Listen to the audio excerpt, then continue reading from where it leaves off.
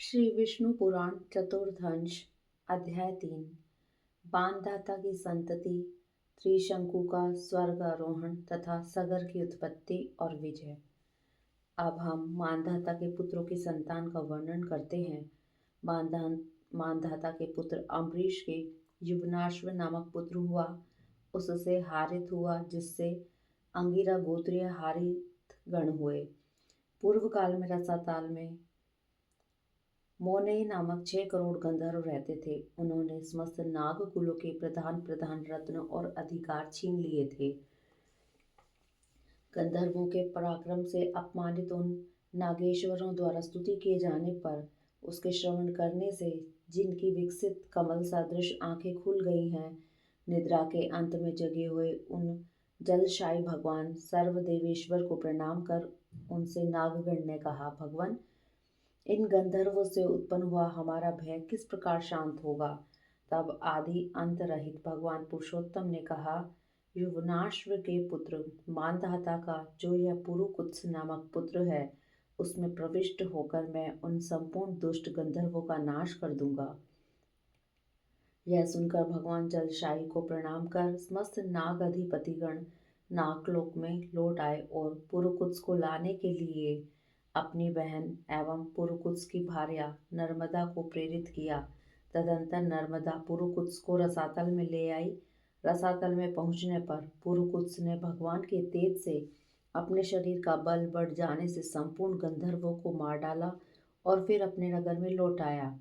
उस समय समस्त नागराजों ने नर्मदा को यह वर दिया कि जो कोई तेरा स्मरण करते हुए तेरा नाम लेगा, उसको सर्प विष से कोई भय न होगा।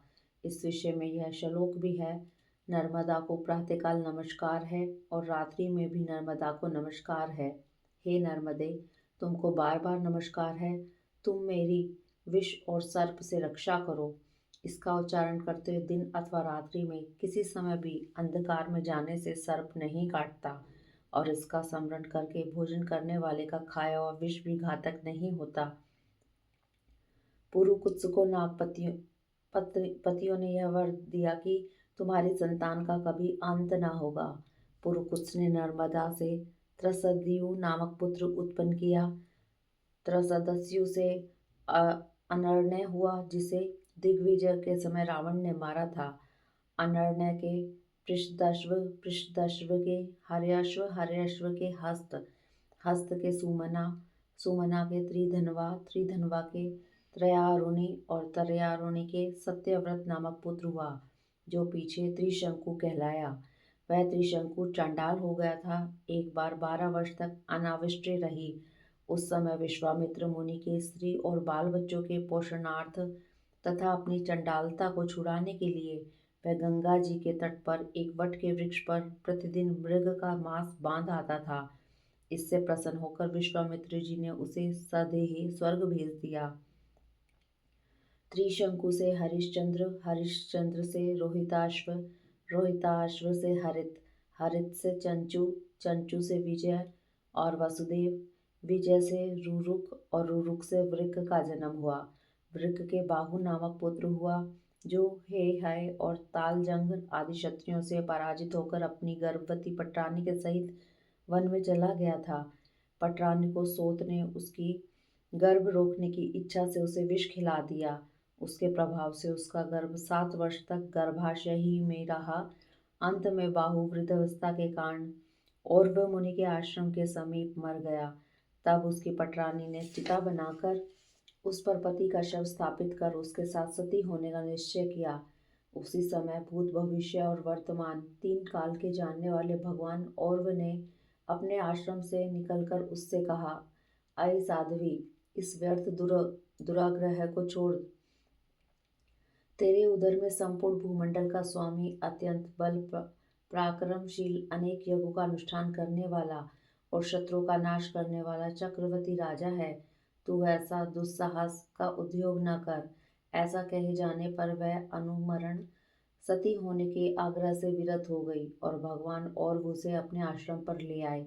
वहां कुछ ही दिनों में उसके उस घर के साथ ही एक अति तेजस्वी बालक ने जन्म लिया।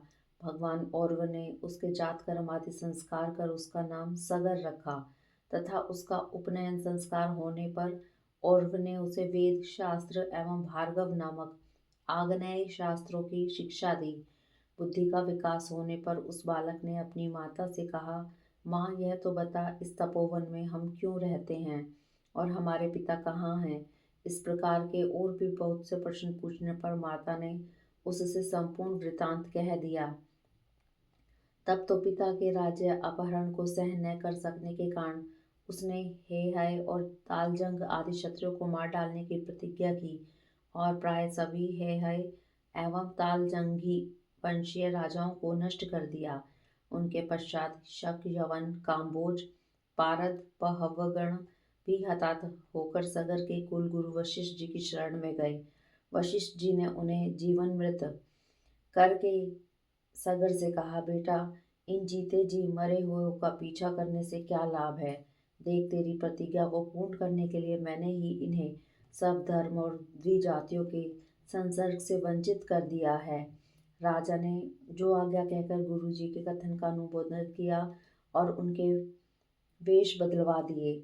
उसने यवनों के सिर मुंडवा दिए, शकों को अर्धमुंडित कर दिया, पारदों के लंबे लंबे केश रखवा दिए, पहवों के मूछ दाढ़ी रखवा दी तथा इनको और इनके समान अन्य अन्य क्षत्रियों को भी स्वाध्याय और षटकार आदि से बहिष्कृत कर दिया। अपने धर्म को छोड़ देने के कारण ब्राह्मणों ने भी इनका परित्याग कर दिया, अतः ये म्लेच्छ हो गए। तदंतर महाराज सगर अपनी राजधानी में आकर अप्रतिहत सैन्य से युक्त हो इस संपूर्ण सप्तद्वीपवती पृथ्वी का शासन करने लगे। इति श्री विष्णु पुराणे चतुर्थंशे तृतीय अध्याय।